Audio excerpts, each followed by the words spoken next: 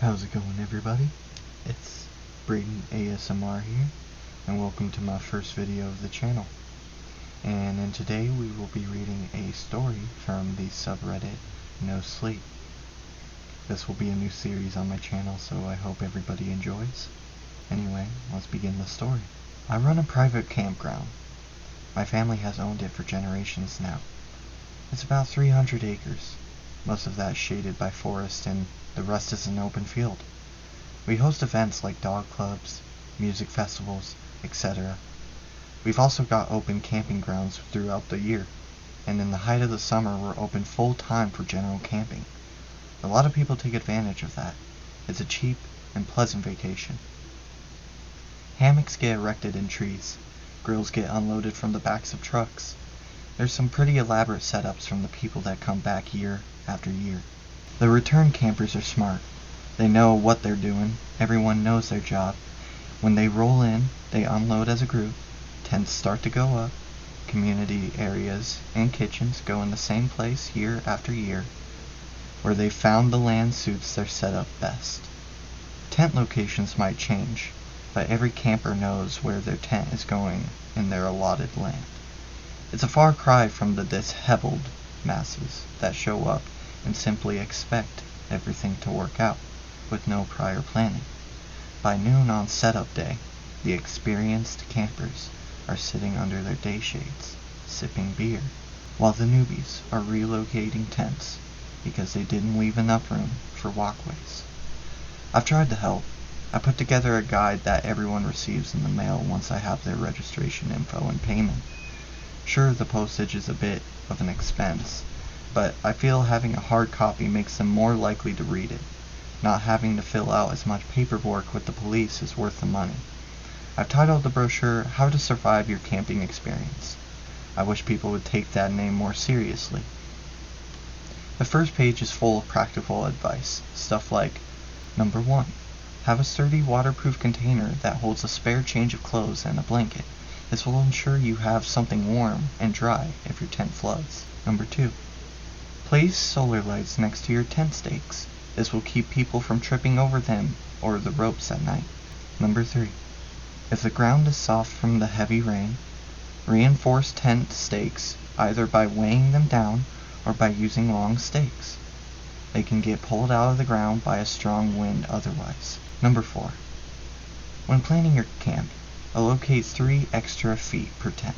This leaves room for ropes and stakes. The second page is advice for more specific to the area. This campsite has been in the family for generations after all, and a parcel of land obtains a sort of significance when it's been passed down from hair to hair. It is an old place in the world, perhaps not an ancient place, but old enough to have the attracted attention of those things that prefer old places to make their homes. We will have to sell the campsites before it becomes an ancient place, as it will be unusable at that point. But there are still many generations to go before that happens. This is the part that the new campers don't take seriously. They think it's a prank, some little joke of the reclusive camp manager who perhaps doesn't spend much time around other people. The experienced campers try to tell them otherwise, but they don't always listen. I feel my rules aren't onerous. Here's a sampling. Number 1. If you hear something trying to enter your tent at night, sit up and say in a clear, calm voice that you are not receiving visitors, but is welcome to visit in the morning. If a stranger appears the next day asking for entrance to your camp, invite them in and give them food and drink. This will give you good luck for the rest of your stay. Number 2. Fairy rings are generally benign. If there are the remains of a small animal inside the ring, however, inform camp management immediately. Number 3. Don't follow the lights. I can't believe I even have to say this one. Don't follow the lights. Number 4. If you see a group of people dancing in a circle around a fire, you may join them. If they welcome you in, dance with them until the music ends. Do not look at the musicians. If they do not welcome you, but instead stop and stare, back away slowly and then leave. If they follow you, you can try to run, but it is likely you are already too late. Pray that death comes swiftly. I confess, it's a haphazard list, but there's a lot of vicious things out there, and they all function in slightly different ways. I do some things as part of camp management in an effort to minimize the danger to my camps. We set out traps for the creatures stupid enough to fall into them, so that they can be dispatched by my uncle and his 2 sons. We're closed during Pentecost, on Midsummer Day, and other significant times of the year. But we can't do everything. We can't save people from themselves. Every morning, I circle the camp on a 4-wheeler. My staff does the same a couple times a day. We look for any new developments on the land. A tree that needs to be pulled down, for example. And the campers know they can call any of us if they need something. I leave directly after I finish my breakfast and a cup of coffee. My house is on the campsite, so it's especially easy for me to take the morning shift. There's never many people awake yet, so it was especially noticeable when I saw a man approaching me ahead, walking down the middle of the road. He looked unremarkable, they always do, but he walked slowly and deliberately, his head bowed so that it was difficult to see his face, and he carried before him in both hands a human skull. I pulled the 4-wheeler over, my stomach twisting with fear. Rule number 12. If you're approached by a man offering you a drink from a cup made out of a human skull, accept it. It will taste foul, and you will not be able to eat without vomiting for the next 24 hours, but this is better than what he will do to you if you refuse. I have drunk from the cup before. It is how I learned of his existence, and subsequently added him to the rules. He had stopped me on the road. At the time, I thought he was a camper needing assistance, until he handed me the skull cup, and begged me to drink. I did, as I had already learned that when a being of power asks something of you, it is better to comply. It may not be enough to save you. Sometimes they invite you to partake in your own demise, but the odds of compliance are better. He lifted up the cup to my lips, and I drank. One swallow, another. He kept the cup there. His thin fingers brushed my hair back when it slipped past my ear, and I drank it in its entirety. The water inside tasted bitter and salty, with a vegetal undertone. My stomach twisted and I swallowed hard, struggling to keep it down. "Thank you for the drink," I said, when I was done, trying to sound sincere. He knew I lied, for he smiled briefly in humor, his dark eyes flashing with cold amusement. "It was wise not to refuse," he replied.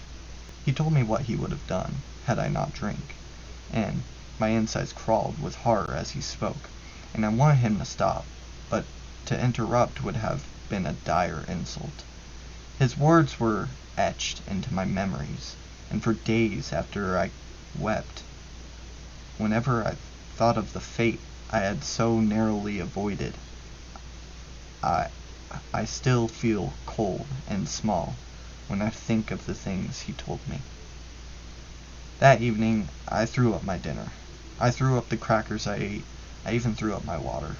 Finally, I stopped eating and drinking altogether, and waited a full day to try again. I was weak and miserable, but I survived. Now, seeing the man approaching on the road, I mentally cursed my misfortune. This was our busy time of year. I couldn't afford to be sick for a day. He stopped just before he reached me, raised a hand and beckoned for me to come closer. He didn't raise his head until I stood just across from him, and when he did, he flashed that thin, dry smile at seeing the expression of dread on my face. "Are you not thirsty?" he asked mockingly. "Not particularly, but if you wish to offer me a drink, I will not be so rude as to refuse. Let him release me," I silently pleaded. He put a hand over the top of the skull, covering up the carved opening and the water inside. "Be at ease. I did not come to offer you a drink. I came to give you a warning. Some of your charges have conducted business with the children." I stood there, staring blankly at him in incomprehension. He sighed, and even though his expression did not change, I felt the weight of his disapproval when he spoke next. These ancient beings do not enjoy having to explain themselves. "The children with no wagon," he said, speaking slowly, as if that would help me understand. Someone bought ice from them. Oh, I said. Oh God. He won't save them. The man walked past me, his shoulder brushing against mine as he did. No one will. Rule number 18. You can buy ice from the children that approach your camp only if they have a wagon. Those are the children of the other campers trying to make some extra spending money. They only upcharge by a few dollars, so consider tipping. If a group of children approach without a wagon, do not buy from them. Act like they don't exist. They will eventually leave. It wasn't until he was almost out of sight that I realized I didn't have any idea which campsite had purchased the ice, and where were a lot of people here right now. I did the dumb thing. I jumped on the four-wheeler, turned it around, and went after him. I pulled up along the side of the road, a respectful distance away, and called out to him. Hey! What campsite was it? He paused, almost imperceptibly. Are you thirsty after all? He asked, and even though his words were mild, I understood it for the threat it was. Nope, I'm good. Sorry for bothering you. I drove away before he could change his mind on granting me mercy. This was a terrible dilemma for me. I hadn't had anyone buy from the children without wagons before. Most people find their silent stares creepy, and the normal children are pretty aggressive with their ice routes anyway. So that no one needs ice by the time those other children showed up. I had no idea what to expect.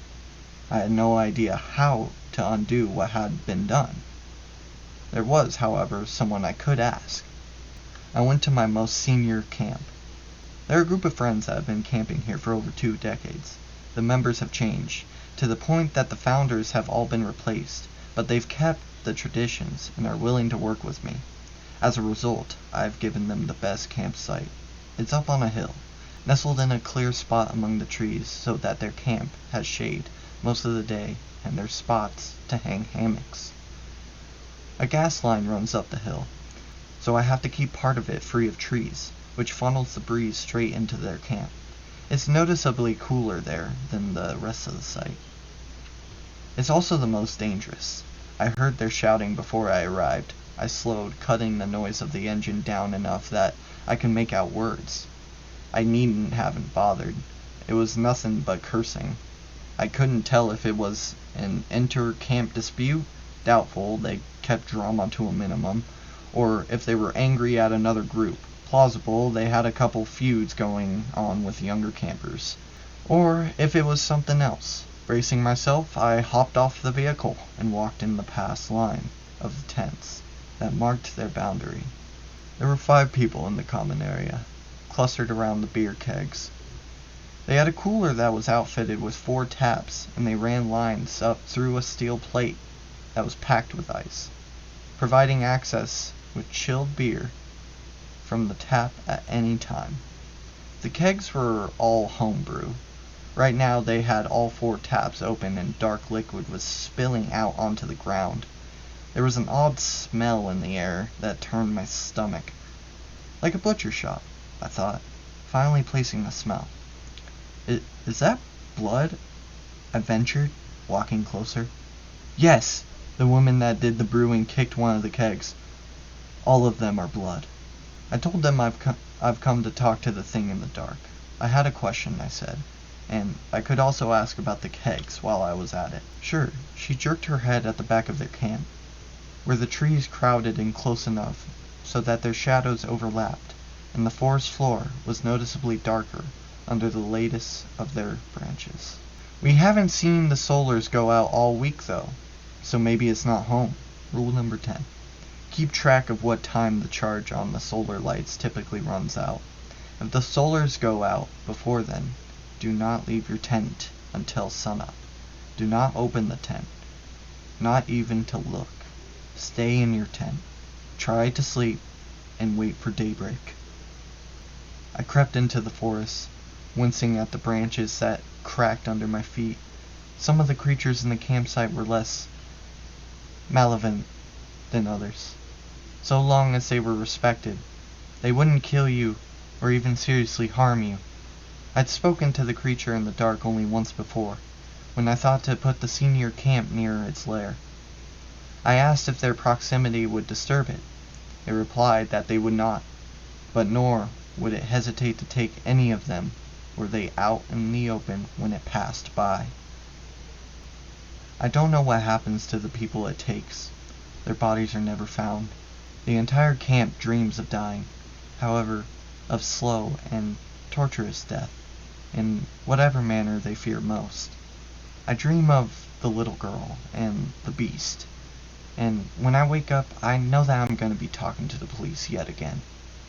The creature's lair is nothing more than a mound of broken branches, easily mistaken for a pile of stacked debris. There are some signs, however. The air grows much colder as you approach it. Sound falls away, encasing you in silence so that the only thing you hear is your own heartbeat. Mine was growing, steadily, faster, as I drew nearer, and it felt like the darkness in between the piled branches was reaching out, gathering up all the light, and dragging it to its doom. Flowers littered the forest floor, the white parasitic ones, with bowed heads, feeding on the tree roots running below the barren soil. "Excuse me," I whispered, my voice cracking. I coughed and tried again. "Sorry to bother you, but, I have a question." A long silence. I waited, wondering if this was in vain, and perhaps the creature wasn't there. Then it spoke, and its words were rough like its stones rolling against each other. And I winced in pain, for it felt like my head was between those stones, and my skull would crack under their weight. It asked me what I wished to know.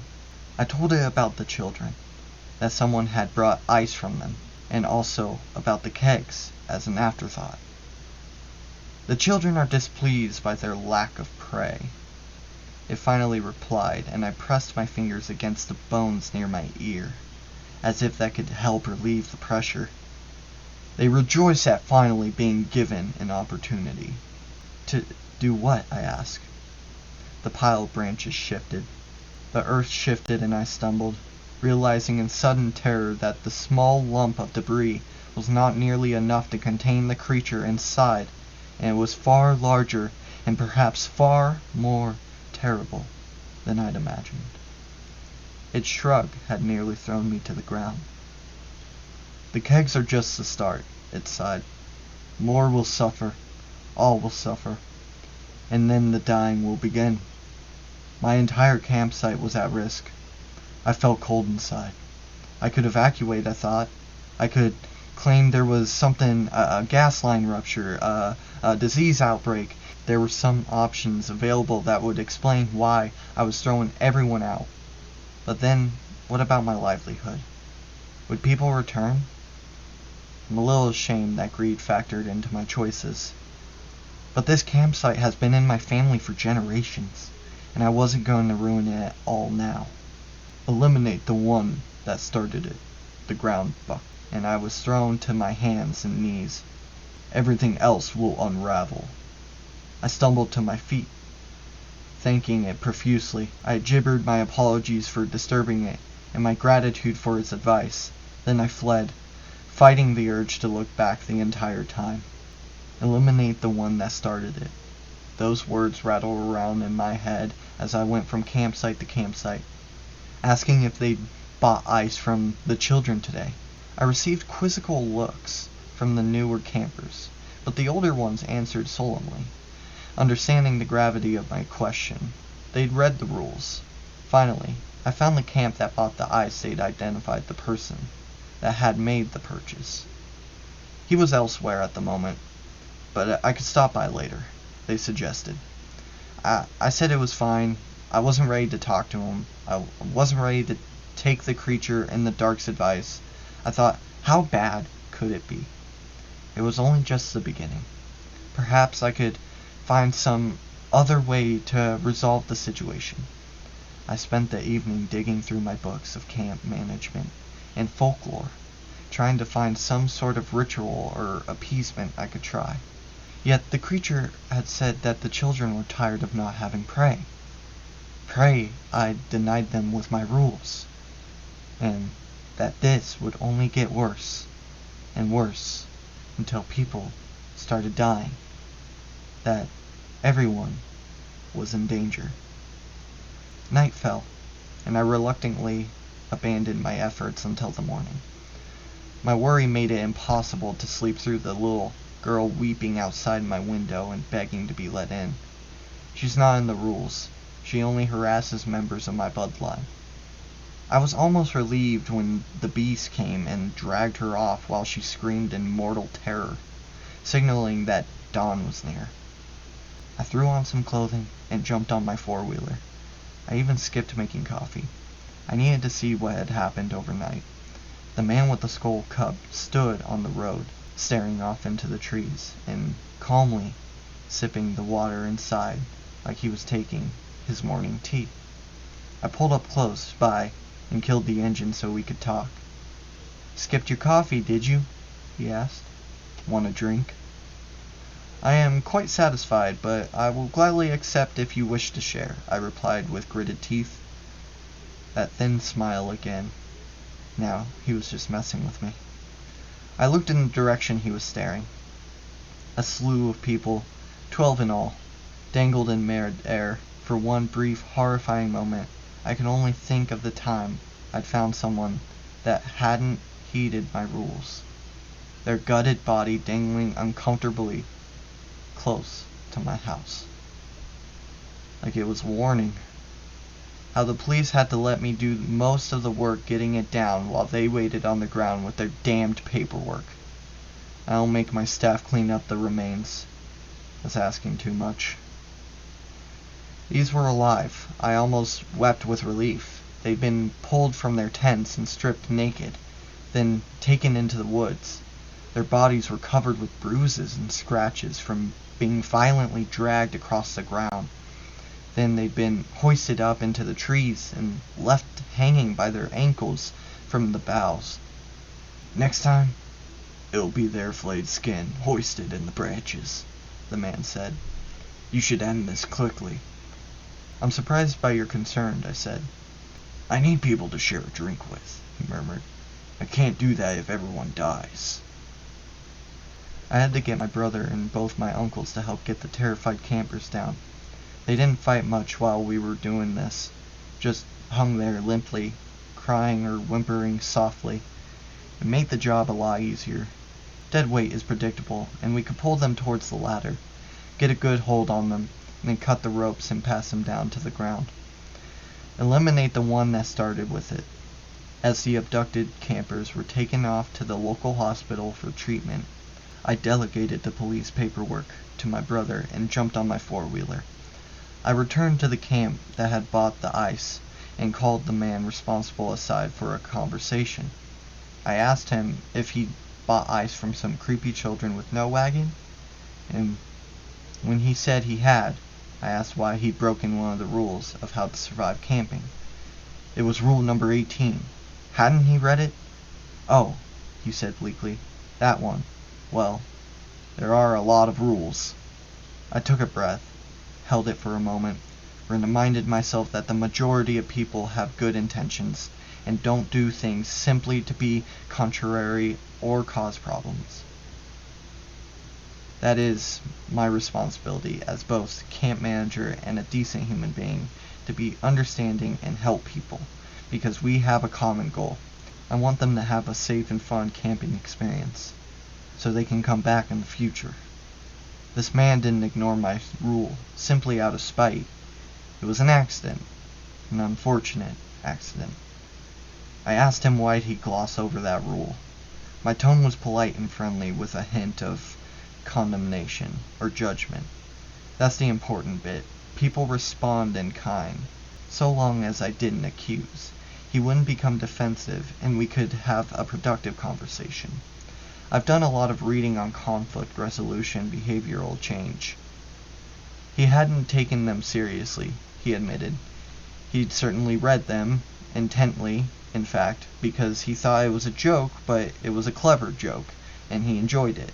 But really? Nah. He pointed to his tent, showing how it had 3 feet of clearance between the other tents. Rule number 4. and they'd bought a longer hose so they didn't have to split the closer one more than 3 times. The will was there. My system was flawed. It didn't change what I had to do. I thanked him for talking to me and walked away. Then I went into the woods and gathered some things. It took a while to find them all, but I'm familiar with my campsite, and I know where these things are likely to be found. Then I returned to my house with the mushrooms in hand. They're called Destroying Angel. I crushed it and took the resulting juice, careful not to touch it with my bare hands, though. Back to his camp. I poured it into his reusable water bottle, swirled it around to coat the sides, and then left it to dry. They wrote in the initial symptoms off as mere food poisoning. By the time his campmates took him to the ER, he was suffering from liver and kidney failure. They did their best, but I had to put a generous dose in that bottle, and his body simply could not keep up. Not even with medical intervention. He was dead within 36 hours. The police dropped by, of course. I talked with them for a bit. We conversated on how difficult it can be to protect people from themselves, and that was the end of it. They understand what it's like in the forest. I feel I am to blame. I know rules are ineffective, but they were easy, and that's what I relied on. I wrote off the deaths as isolated incidents instead of warning signs that I wasn't doing enough to determine if my rule list and other measures were accomplishing their intended purposes. Storytelling is one of the most effective techniques, far more effective than a list of rules, which according to research is the least effective method. Instead of telling someone to do this, you tell the person a story that demonstrates the behavior you want, preferably true, as that carries more weight. And the more personal it is, the more individual will relate and subsequently accept what you are trying to tell them to do. I'm a camp manager. I don't have a list of rules because I'm trying to ruin your fun. I have a list because I'm trying to help you from coming back to a camp, finding your tent collapsed and full of rainwater, and having no dry clothes or nowhere to sleep. I'm trying to keep you from spending half a day setting up tents because you didn't plan where everything would go in advance. And I'm trying to keep you from doing small, simple things that could result in a horrific and most assuredly agonizing demise.